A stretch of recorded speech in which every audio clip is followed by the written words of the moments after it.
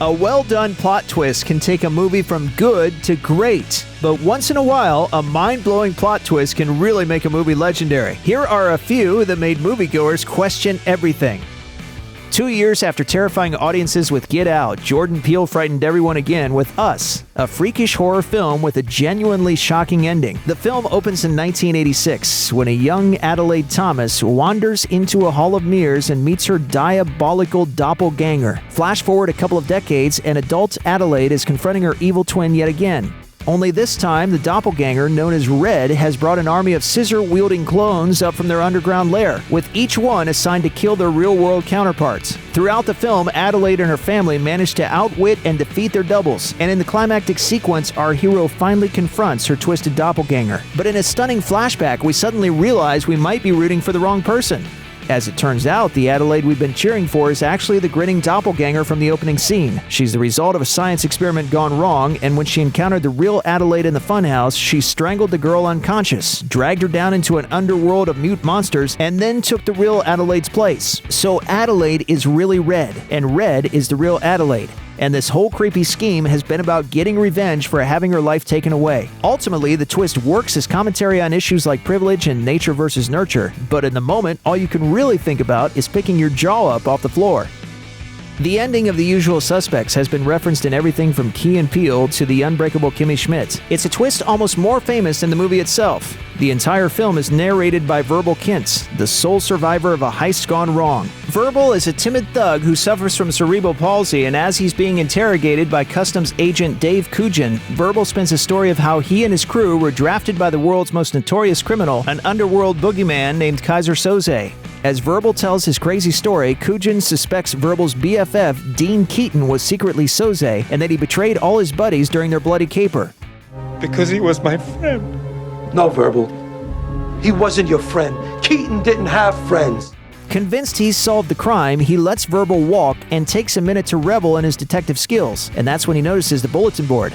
Shocked, Cugin realizes that Verbal's story was complete nonsense and that he assembled his wild tale by pulling keywords and details from the papers and wanted posters tacked on the wall. And as Cugin figures out he let a guilty man walk free, we see Verbal Kintz morph into a new man. His limp disappears, his gnarled hand straightens out, and he starts walking with the confidence of a crook who beat the system for the millionth time. This little nobody is actually Kaiser Soze. And then, like that, he's gone.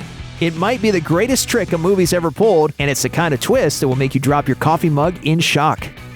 From the Mandarin reveal to the Thanos snap, the MCU has its fair share of shocking twists. I wouldn't go in there for 20 minutes.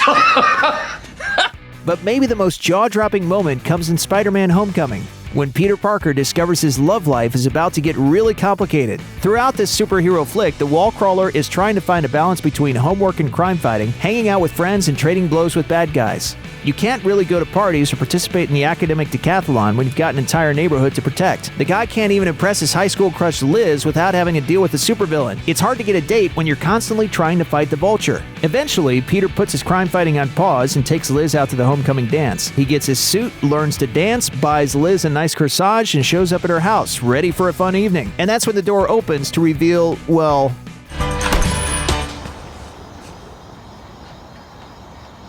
He must be Peter. As it turns out, the villainous Vulture just so happens to be Liz's father. Suddenly, Peter isn't worried about making a good impression. He's just worried about making it through the night alive. After all, nothing ruins a date like a great big super battle. Written and directed by Boots Riley, this movie is absolutely insane in all the right ways, and no description can do it justice. It's without a doubt the most anti-capitalist film to ever come out of Hollywood, and it features perhaps the most deranged twist of the 21st century so far. The plot follows a promising young telemarketer named Cassius Cash Green who finds success in sales by using a, quote, white voice to smooth-talk customers. Muzzy Muzzy. Mr. Song, Cassius Green, worry-free calling. Sorry to bother you. I'm calling about who is assembling your phone. Soon, Cash is promoted to the big time, which involves selling slaves to giant companies, and eventually he crosses paths with a psycho billionaire with big plans for the future of business. Up until this point, the movie has been incredibly weird, but when Cash discovers the billionaire's plans, that's when the movie loses its mind. As it turns out, the billionaire is turning people into half-human, half-horse monsters so he can create a powerful but malleable workforce. That's right, Army Hammer is turning people into horses. And if that wasn't wild enough, the movie ends with Cash suddenly turning into a horse person himself. It's totally bonkers. And no matter how good you are at guessing twists, you'll never see this nightmare coming. Everybody knows the twist from The Empire Strikes Back. Even moviegoers who've never seen a single Star Wars movie know Darth Vader is Luke Skywalker's dad. The twist has permeated the pop culture consciousness, and the line, "I am your father," has become one of the most memorable lines of all time. But back in 1980, the Luke Vader revelation absolutely floored Star Wars fans. Most of the cast and crew didn't even know the truth about Luke's family tree. According to Mark Hamill, the original script read that Obi-Wan Kenobi had killed old Anakin. Famously, only Hamill, James Earl Jones, George Lucas, and director Irvin Kershner were aware of the twist. So when Vader finally pronounced Luke's parentage, everybody was gasping, from audiences to the actors themselves. And this shocking moment did a whole lot more than elicit gasps. The Dad Vader reveal sent the series in a completely new direction, and that one line helped lay the groundwork for 7 additional Star Wars films. Has any other movie twist had such an enormous impact? M. Night Shyamalan has a really weird filmography, but no matter where his career goes, he'll always have one thing to fall back on. He made The Sixth Sense, an all-time great suspense movie with possibly the most famous twist in cinematic history. The film finds Bruce Willis playing Dr. Malcolm Crowe, an award-winning child psychologist, and in the opening scene, he's shot by a disturbed patient he couldn't save. But a couple of months later, Crowe is walking around and seems perfectly okay. Well, his marriage is falling apart, and his wife won't acknowledge his existence, so that isn't great. But at least he gets a chance at redemption by helping Cole Sear, a troubled boy who can see dead people. However, Cole isn't the only one who can see spirits. Moviegoers have been looking at a dead guy pretty much since the start of the movie. After trying so hard to talk to his wife, Crowe finally realizes why she won't respond. Bruce Willis is a ghost. He's been dead the entire time. All the best. No! No! That gunshot in the beginning of the film? Yeah, Crowe didn't make it. And he's been a dead man walking ever since. It was an ending that sent shockwaves through Hollywood. And Shyamalan has been trying to recapture that glory ever since. But while a film or two has come close, The Sixth Sense still stands supreme as the perfect Shyamalan twist. Every slasher villain has their own special skill. Freddy Krueger can control your dreams. Jason Voorhees can take anything you throw his way and just keeps on coming. And then there's Ghostface, who's got the uncanny ability to pop up anywhere at a moment's notice. When the masked killer first arrives in the opening scene of Scream to terrorize Drew Barrymore, he seems to be lurking around every single corner.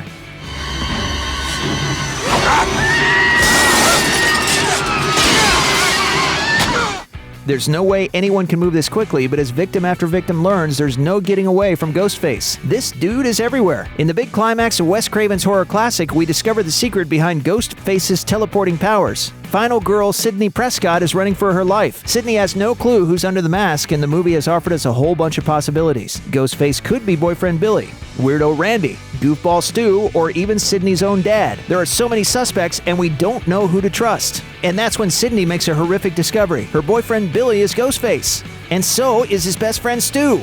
These two psychos are working together for a maximum kill count, and with 2 guys running around wearing Ghostface masks, it's no wonder this bad guy was making such good time. Bong Joon-ho's Mother has a pretty standard plot for a murder mystery.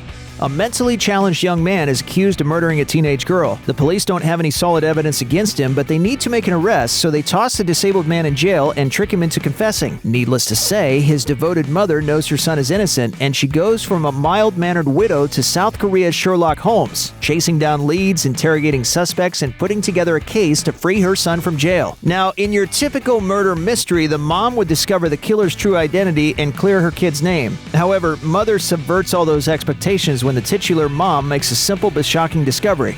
Her son really did it. Yeah, he's a sweet kid, but that didn't stop him from caving in a girl's head. It's a smart twist that gets even twistier when the mom murders an eyewitness. Mother spins every thriller trope on its head, but it also goes to show that nobody loves you like your mother. It's no surprise that the Armitage family are the bad guys in Get Out. When Missy Armitage and her husband first meet our everyman hero Chris Washington, they're way too friendly and far too polite. That's never a good sign in a horror movie. Then there's the super creepy son Jeremy, who's oozing with menace whenever he comes slinking onto the screen. But with all these racists surrounding poor Chris, his girlfriend Rose Armitage seems totally on his side. She stuck by Chris when he was getting harassed by a cop, so she'll definitely help him escape her family's clutches, right?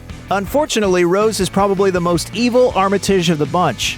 After finding a box of incriminating photos, Chris starts to realize he's the victim of some really cruel catfishing. But even after he decides to run, he desperately hopes Rose is still on his side when the Armitage clan blocks his path. He begs Rose to give him the car keys so he can escape, and for a moment, it seems like she might pick her boyfriend over her own flesh and blood, but then she reveals that she's been against him from the start. The casting here is what makes the twist work so well. According to both Allison Williams and director Jordan Peele, Williams was cast because audiences would associate her with far less evil roles like Peter Pan or Marnie Michaels from Girls, and she does indeed seem pretty harmless, right until she starts drinking milk like a droog and blasting at her boyfriend with a rifle.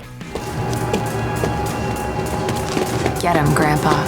One of the most unsettling sci-fi movies ever made, Ex Machina finds mild-mannered computer programmer Caleb winning the contest of a lifetime. He's been picked to spend a week conducting a bizarre Turing test with his billionaire boss Nathan. A brilliant inventor, Nathan has created an artificial intelligence named Ava, and he wants to see if his creation can convince Caleb she's a sentient being. Caleb quickly falls under Ava's spell, and soon the programmer plans to free his crush from Nathan's grasp. After all, the tech tycoon has her locked up and plans on essentially killing her. He's gonna reprogram your AI, which is the same as killing you. Caleb, you have to help me. I'm going to. Plus, Nathan's interest in Ava isn't just scientific. This guy has a thing for building female robots that he can imprison and control. Using his own tech savvy, Caleb sets Ava free, and seconds later, the liberated android attacks Nathan. If this were your typical sci-fi flick, Ava and Caleb would probably run off together, but in Ex Machina, things take a hard left turn when Ava locks up Caleb and leaves the screaming programmer to die of starvation. It's a gut punch of an ending, especially since Caleb seems so sympathetic, but really he only decided to help Ava once he found her worthy of his affections, and chances are good he would have jeopardized her shot at freedom in the outside world. So when it comes to dealing with a nicer version of Nathan or leaving the dude to die, well, there's nothing stopping Ava from finally getting her freedom. Directed by Nacho Vigalondo, Colossal is one of the wackiest movies ever made. This fantasy flick finds the alcoholic Gloria, played by Anne Hathaway, recently single and moving back to her hometown. But as the self-destructive lead character soon discovers, her problems are a lot bigger than just the bottle. Gloria is psychically linked to a Godzilla-like monster, and whenever she stumbles across a particular playground at a specific time, the kaiju mysteriously appears in the South Korean city of Seoul. Fortunately, Gloria has a good friend to help with all the booze and oversized beasts. He's a nice guy named Oscar, played by Jason Sudeikis. The moment Gloria comes back to town, Oscar does everything he can to help her feel at home. He gives her furniture for her empty house, builds her up with all sorts of compliments, and even gives her a job working at his bar. But Gloria soon realizes there's a lot of darkness behind Oscar's winning smile. For one, he's also linked to a giant creature that appears in the South Korean capital, and while he pretends to be a good dude, we quickly learn he's a violent, manipulative control freak, more monstrous than any kaiju. And when Gloria tries to get away from this creep, he threatens to murder countless Koreans with his robot avatar. This turn from best friend to abuser is pretty shocking, largely thanks to Sudeikis' affable persona, although there are probably a lot of women who saw this coming, well aware that the real world is full of guys like Oscar.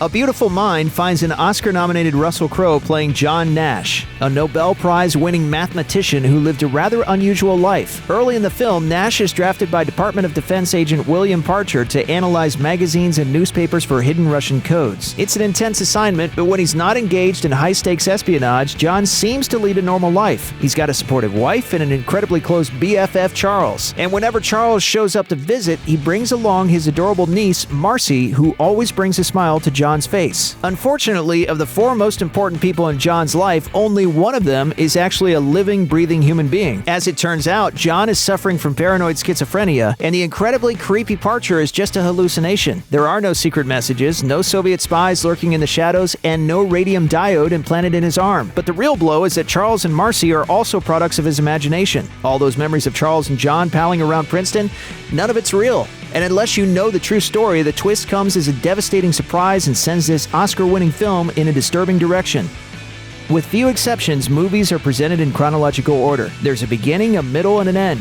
But Arrival is unmoored by time, much like its protagonist, Dr. Louise Banks. In the movie's opening, Louise loses her beloved daughter to an unspecified disease. Naturally, we assume this is happening early in her life before the renowned linguist is asked by the military to communicate with the heptapods, mysterious aliens who've landed on Earth. Her job is to translate their complex language so humans can talk with these otherworldly visitors. But as she delves deeper into their circular alphabet, alphabet, the heptapod language changes her perspective of time, literally allowing her to experience the past, present, and future at once. And as we soon discover, Louise actually hasn't had her child yet. Those flashbacks are visions of what's to come, courtesy of the alien language. Louise now exists outside of time, or more accurately, throughout every moment all at once. As a result, Louise's perspective on concepts like love are radically altered by the heptapod's gift. Sure, she now knows that heartbreak is coming, but she heads into the future anyway because she knows there's a lot of joy waiting there too. It's maybe the most emotional twist in all of science fiction, and one that will leave you both thinking and wiping away a few tears.